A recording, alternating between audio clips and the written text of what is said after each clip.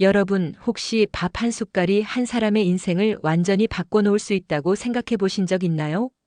브라질 상파울루의 최고급 일식당에서 일하던 한 셰프가 어느 날 갑자기 손님들로부터 오늘 쌀이 왜 이렇게 맛있어요? 라는 말을 듣게 됩니다. 알고 보니 공급업체의 실수로 한국산 쌀이 들어온 거였죠. 그런데 이 작은 실수가 그의 요리 철학은 물론 아버지와의 관계, 그리고 농업에 대한 모든 생각을 뒤바꿔 놓게 됩니다. 과연 한국의 쌀에는 어떤 비밀이 숨어 있었을까요? 작지만 강한 나라, 대한민국. 이 채널은 엄청나게 성장할 채널이니 미리 구독과 좋아요, 알람 설정 부탁드립니다. 상파울루 시내 최고급 지역에 자리 잡은 오마카세 레스토랑 테치아는 브라질 전체에서도 손꼽히는 일식당입니다. 이곳의 총괄 셰프인 로렌조 타카다는 일본계 2세로 아버지에게서 물려받은 완벽주의적 성향으로 유명했어요. 특히 쌀에 대한 그의 고집은 거의 강박에 가까웠습니다. 일본 쌀이 아니면 진짜 스시가 아니다라는 것이 그의 철칙이었거든요. 그런데 어느 평범한 화요일 저녁 이상한 일이 벌어졌습니다. 평소보다 손님들의 반응이 유난히 좋았어요. 셰프님, 오늘 쌀이 정말 다르네요. 너무 맛있어요. 이런 쌀은 처음 먹어봐요.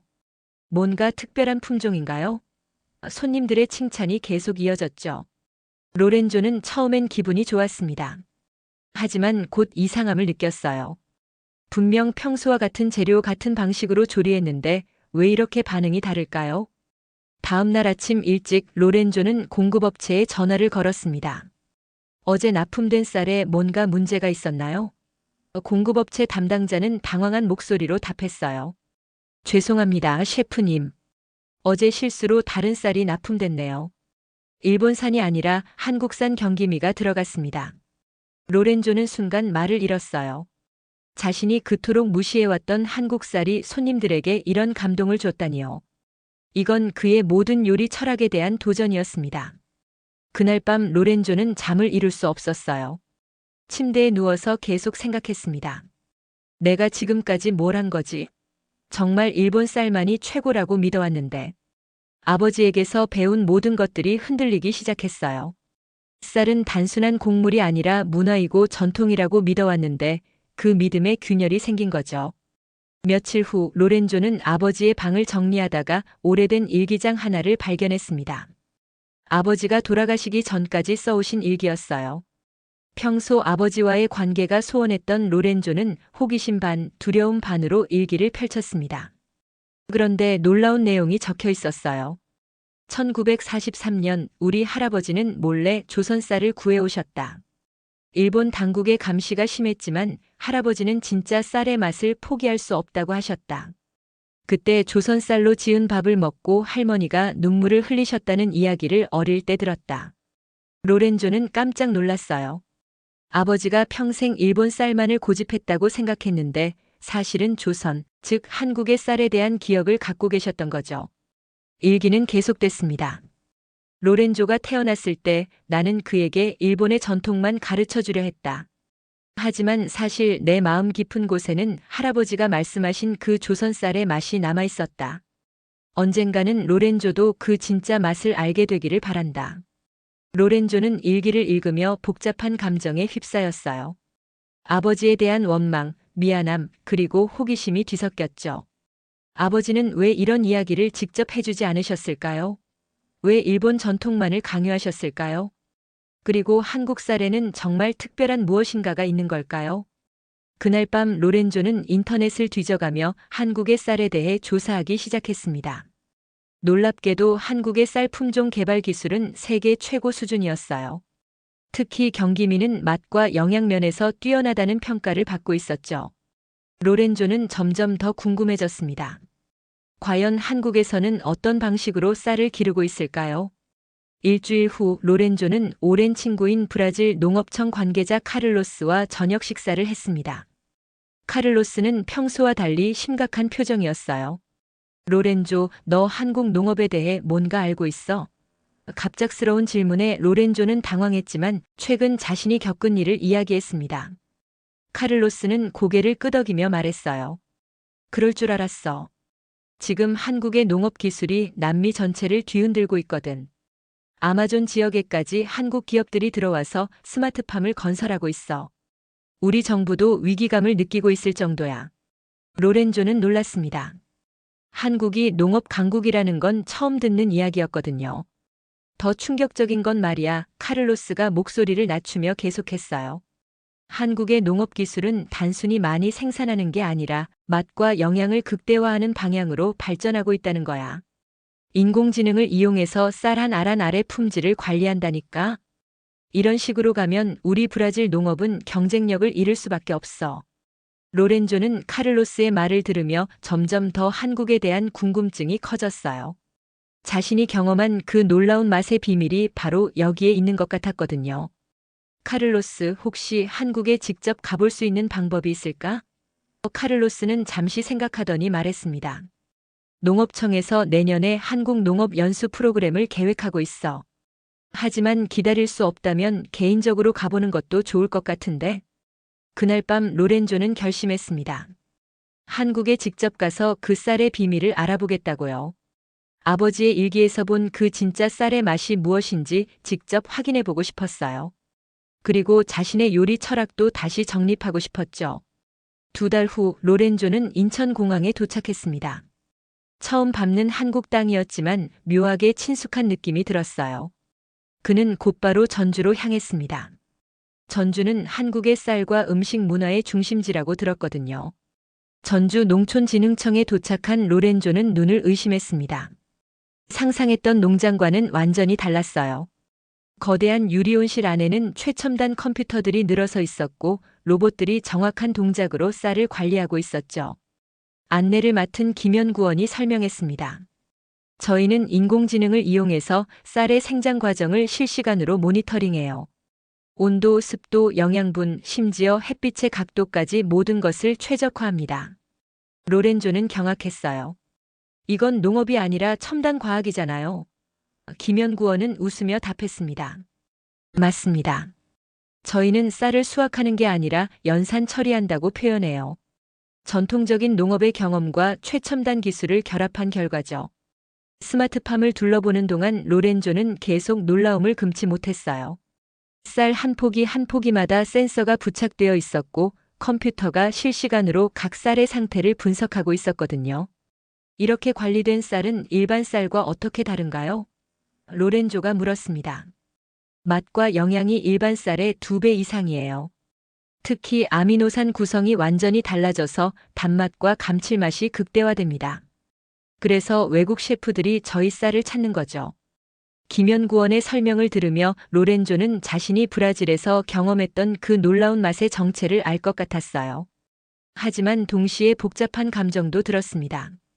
이렇게 과학적으로 관리된 쌀이 과연 아버지가 말씀하신 진짜 쌀의 맛일까요?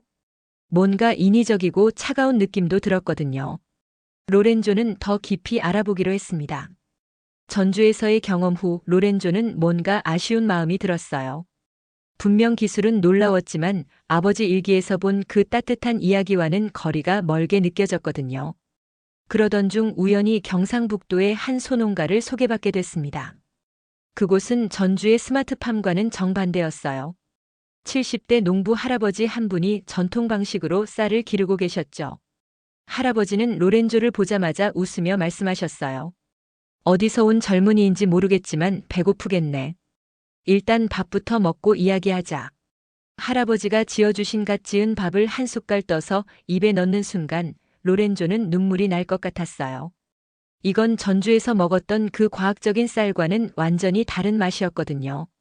단순히 맛있는 게 아니라 마음이 따뜻해지는 그런 맛이었어요.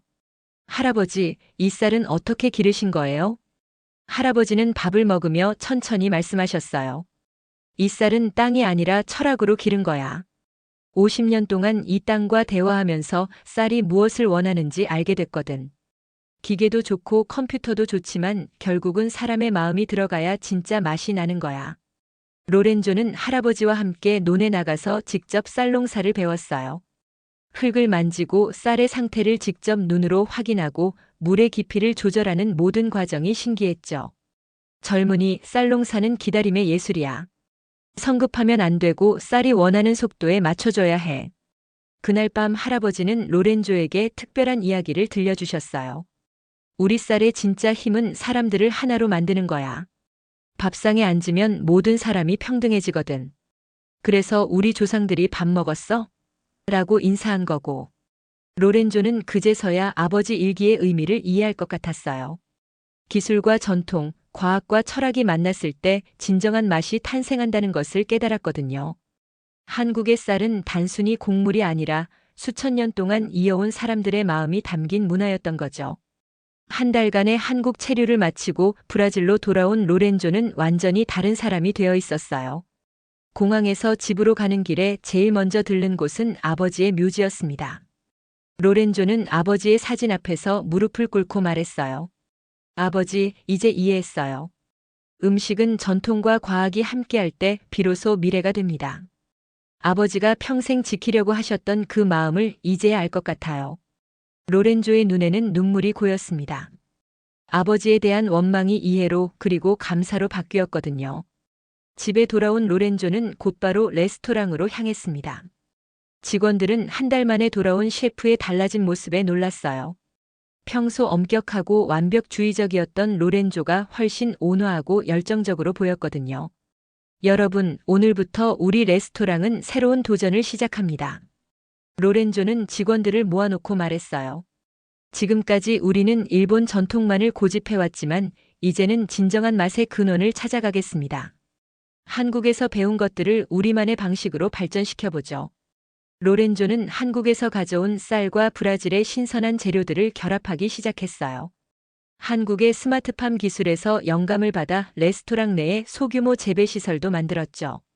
하지만 가장 중요한 건 할아버지에게서 배운 그 마음이었어요. 새로운 메뉴 개발 과정에서 로렌조는 매일 밤 아버지의 일기를 읽었습니다. 그리고 한국에서의 경험을 떠올리며 요리에 대한 새로운 철학을 정립해 갔어요. 음식은 단순히 배를 채우는 게 아니라 사람과 사람을 연결하는 다리 역할을 해야 한다는 것이 그의 새로운 믿음이었죠. 2달 후 로렌조는 드디어 새로운 요리를 완성했습니다. 그는 이 요리에 조선미라는 이름을 붙였어요. 한국의 경기미를 베이스로 하되 브라질의 풍부한 해산물과 채소를 조화롭게 결합한 창작 요리였죠. 조선미의 콘셉트는 브라질식 푸짐함과 조선식 정갈함의 결합이었어요. 한국에서 배운 정성스러운 쌀 조리법에 브라질 사람들이 좋아하는 대담한 맛을 더한 거죠. 로렌조는 이 요리에 자신의 모든 것을 담았어요. 아버지에 대한 그리움, 한국에서의 깨달음, 그리고 미래에 대한 희망까지요. 조선미 런칭날 레스토랑은 예약으로 가득 찼습니다. 브라질 현지 미식가들뿐만 아니라 각국 대사관 관계자들도 찾아왔어요. 특히 일본 대사관에서 온 손님이 로렌조에게 말했습니다. 셰프님, 이 요리는 정말 혁신적이네요. 일본의 섬세함과 한국의 깊은 맛, 그리고 브라질의 열정이 모두 느껴져요. 그날 밤 로렌조는 레스토랑 한 구석에 앉아서 손님들의 반응을 지켜봤어요. 사람들이 조선미를 먹으며 웃고 이야기하는 모습을 보니 한국에서 만난 할아버지의 말씀이 떠올랐어요. 밥상에 앉으면 모든 사람이 평등해진다는 그 말이요. 로렌조는 조선미가 단순한 요리가 아니라는 걸 알았어요. 이건 문화와 문화를 잇는 다리였고 과거와 미래를 연결하는 고리였죠. 아버지가 꿈꿨지만 이루지 못했던 진정한 퓨전 요리를 자신이 완성한 거예요. 며칠 후 현지 신문에서 조선미에 대한 극찬 기사가 실렸습니다. 브라질에서 만난 한국의 맛, 전통과 혁신의 완벽한 조화라는 제목이었죠. 로렌조는 그 기사를 아버지 사진 앞에 놓고 말했어요. 아버지, 우리가 해냈어요. 조선미의 성공 후 로렌조에게는 예상치 못한 제안이 들어왔습니다. 한국의 한 방송사에서 다큐멘터리 촬영을 요청한 거예요. 한국 농업의 세계적 확산을 다루는 프로그램이었는데 로렌조의 이야기가 가장 극적이라고 판단한 거죠. 다큐멘터리 촬영 과정에서 로렌조는 자신의 이야기를 차근차근 들려줬어요. 아버지와의 갈등, 한국 쌀과의 운명적 만남, 그리고 한국에서의 깨달음까지. 특히 인상적이었던 건 그가 카메라를 향해 한 말이었어요. 나는 쌀을 요리한 게 아니라 진실을 씹은 거예요. 그리고 그 진실은 한국에서 왔습니다. 로렌조의 목소리에는 확신이 담겨 있었어요. 한국의 농업은 단순히 기술의 발전이 아니에요. 전통을 지키면서도 혁신을 추구하는 그런 철학의 결과물이죠.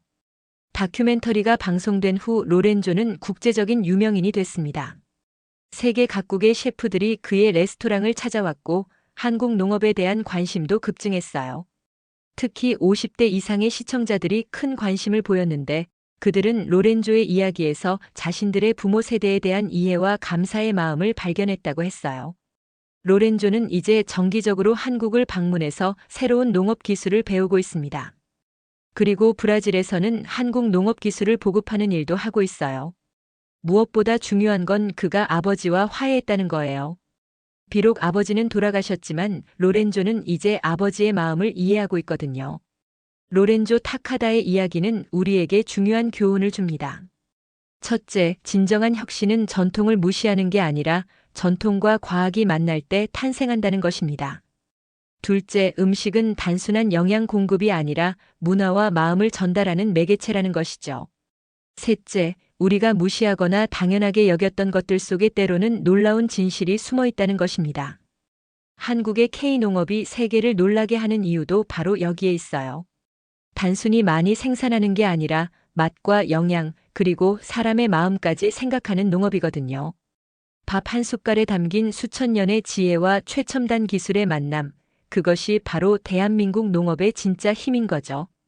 당신의 구독은 우리의 진짜 이야기를 세상에 알리는 힘이 됩니다.